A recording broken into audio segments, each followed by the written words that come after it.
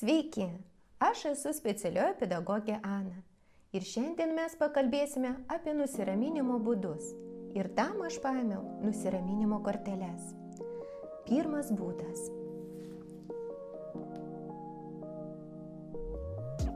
Skaičiuok. Kada vaikas jaučia nerimą, galite paprasčiausiai nukreipti jo dėmesį. Paprašykite suskaičiuoti savo pirštukus. 1, 2, 3, 4, 5. O po to gal atgal paskaičiuoti. 5, 4, 3, 2, 1. Pajusk, kaip pučia vėjas. Įsivaizduojame, kad mes esame vėjas ir pučiam. Pasiūlykite vaikui giliai pakvėpuoti. Ir tam mums reikės mūsų rankytę.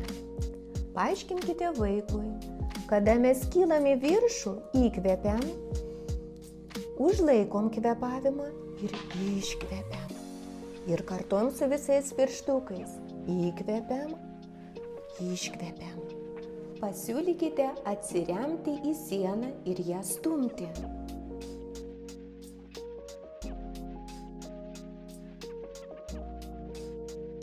Pasiūlykite vaikui surasti ramią vietą. Tai gali būti palapinė arba kitas ramus kampelis. O tenai galite pasiūlyti apkabinti minkštą žaislą. Galima ką nors suspausti.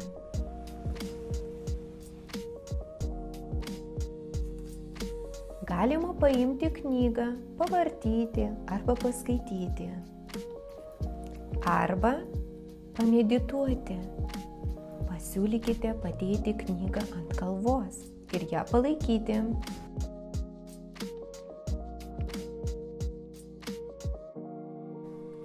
Statyk ką nors iš kaladėlių.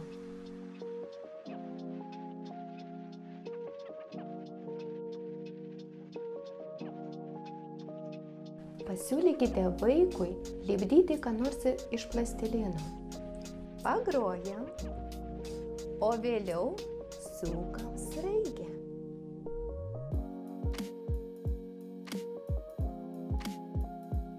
Va tiek daug žaidimų ir nusiraminimo būdų galima išbandyti su savo vaikais.